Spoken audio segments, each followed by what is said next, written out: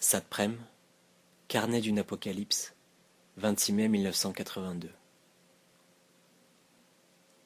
Ce qui n'était encore qu'une idée de la transformation, est devenu le seul fait, pressant et impératif. Je ne sais pas comment me débrouiller là-dedans.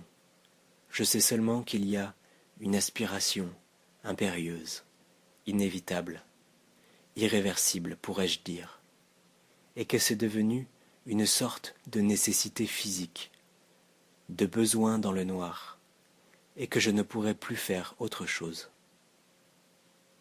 Je ne connais aucune direction, je ne sais pas où je vais, mais en quelque sorte cela importe peu.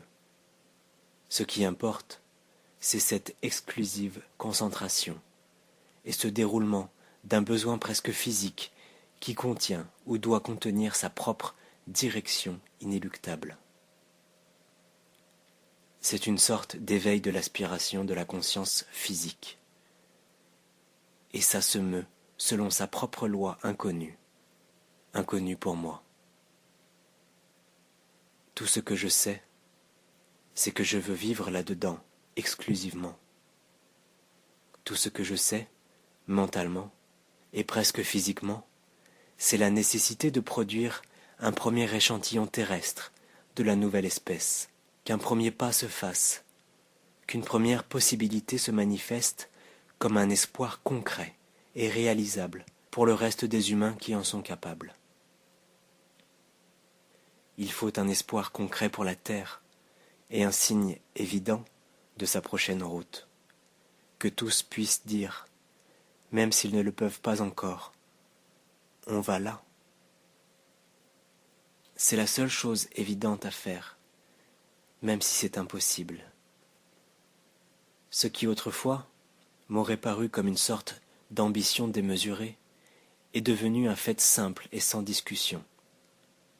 Cela m'est tout à fait égal, que ce soit moi qui soit le premier échantillon, mais il faut que cela se passe quelque part sur la terre, dans un premier humain, qui mette son corps à la disposition de ça. Cela m'est tout à fait égal de réussir ou ne pas réussir, et en quelque sorte, cela ne me regarde pas. Ce qui me regarde, c'est d'essayer jusqu'au bout. Il est possible et probable que quelques autres inconnus tentent la même chose à leur façon et sous un autre vocabulaire ou une autre forme. Mais la poussée évolutive est inéluctable et impérieuse, et elle s'empare de tous ceux qui veulent bien se mettre à la disposition d'eux. Quoi qu'il en soit des autres, je me sens contraint de suivre ce chemin, sans tonalité de moi dans cette affaire. On ne sait d'ailleurs plus du tout où est le moi, dans ce noir tâtonnant, où le seul espoir est la main divine, si elle veut bien prendre la mienne. Mais depuis notre retour d'Océanie, il s'est produit un seul fait nouveau, capital et simple. Un jour, c'était le 14 mai, j'ai senti quelque chose qui disait oui. Ça et l'aspiration dans la conscience physique sont les deux seuls moteurs dans quelque chose qui semble autrement parfaitement aveugle.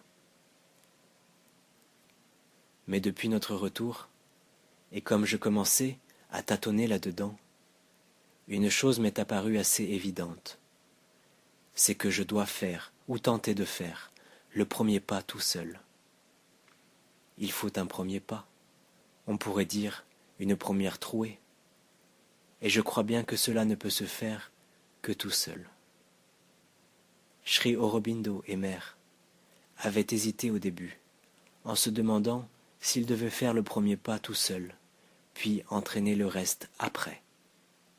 Mais très vite, ils ont tout entraîné, ou ils ont tenté d'entraîner avec eux la masse récalcitrante d'humanité.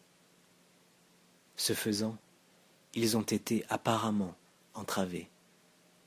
Mais ils ont fait la tâche de l'avatar, qui était de tout prendre dans ses bras et d'ouvrir le chemin, et ils ont ouvert le chemin.